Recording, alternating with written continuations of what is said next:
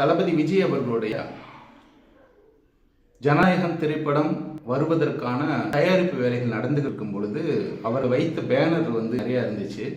அந்த பேனரில் ஒரே ஒரு பேனரை மட்டும் நான் ஃபோட்டோ எடுத்து அந்த பேனர் சம்மந்தப்பட்ட என்னுடைய கருத்தை நான் சொல்லியிருந்தேன்.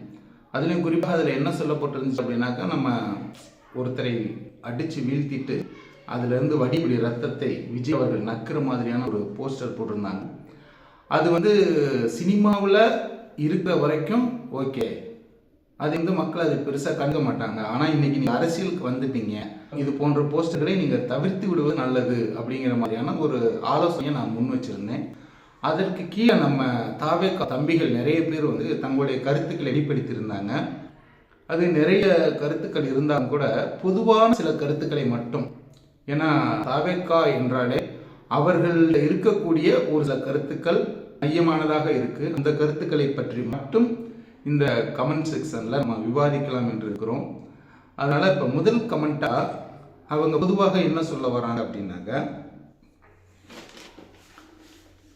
இப்போ அந்த போஸ்டரை பொறுத்த வரைக்கும் சினிமா படத்தில் வரக்கூடிய ஒரு காட்சி.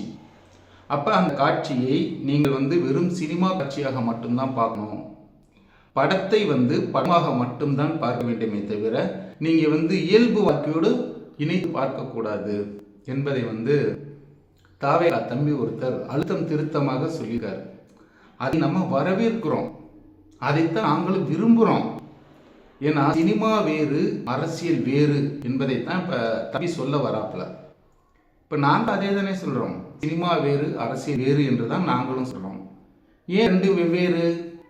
சினிமாவில் பார்த்தீங்கன்னாக்கா நம்ம தளபதி விஜய் அவர்கள் தனி ஆளாக நின்று 100 பேரை அடிப்பார். ஆனால் இயல்பில் ஒரு துணிச்சலான ஒரு நபரோடு நின்று அவரால் சண்டையிட முடியுமா அப்படின்னாக்கா கண்டிப்பாக முடியாது.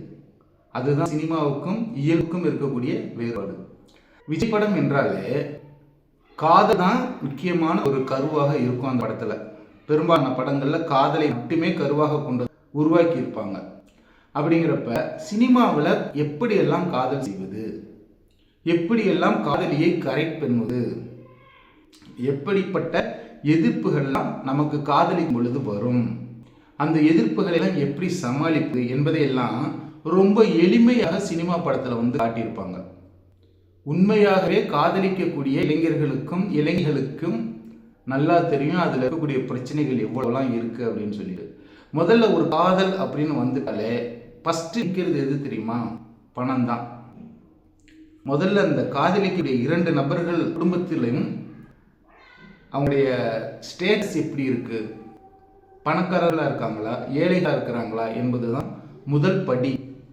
அதற்கு அடுத்ததாக சாதி என்ற ஒன்று வந்துடும். 2ஆம் படியாக சாதி, 3ஆம் படியாக மதம்.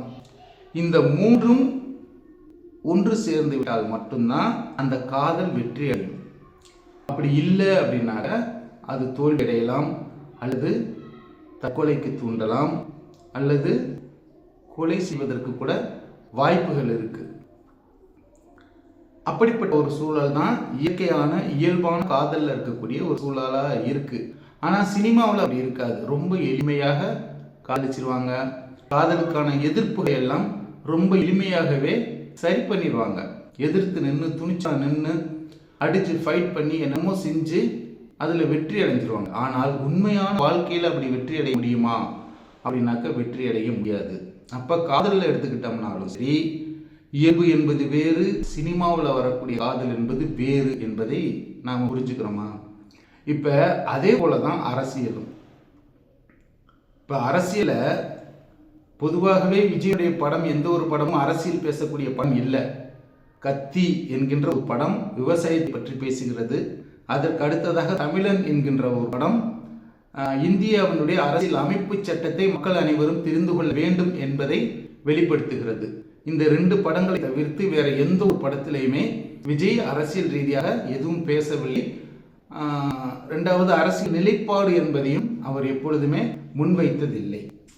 அப்படி இருக்கும் பொழுது இப்போ சினிமாவிலேயே அவர் அரசியல் பேசலை. சினிமாவிலேயே தன்னுடைய கருத்தை, அரசியல் கருத்தை பகிரங்கமாக முன்வைக்கவில்லை. அவருடைய கருத்து, அரசியல் கருத்து எப்படிப்பட்டதாக இருக்கு அப்படின்னாக்க, திமுக ஆண்டல் என்ன, அதிமுக ஆண்டல் என்ன, பாமக ஆண்டல் என்ன, பாஜக ஆண்டல் என்ன, உழைச்சாத்தான் எல்லோருக்கும் சோறு, சும்மா உட்கார்ந்தா சோறு போட யாரு என்கின்ற கேள்விதான் அவருடைய அரசியல் நிலைப்பாடாக நாம் எடுத்துக்கலாம். அப்படிங்கிறப்ப இன்னைக்கு இப்படிப்பட்ட ஒரு நபரை, சினிமாவில் நடிக்கக்கூடிய ஒரு நபரை நீங்க அரசியல்ல தலைவனாக ஏற்றுக்கொண்டு அவர் கையில ஆட்சி அதிகாரத்தை ஒப்படைக்கீங்க அப்படின்னாக்க அந்த ஆட்சி முறை என்பது எப்படி இருக்கும் என்கின்ற ஒரு கேள்வி இருக்குல்ல. இப்ப இவர் கேட்கக்கூடிய அதே கேள்வியை தான் நான் கேட்கிறேன். சினிமா வேறு, அரசியல் வேறு. சினிமா வேறு, இயல்பான வாழ்க்கை என்பது வேறு. ரெண்டுமே வெவ்வேறு.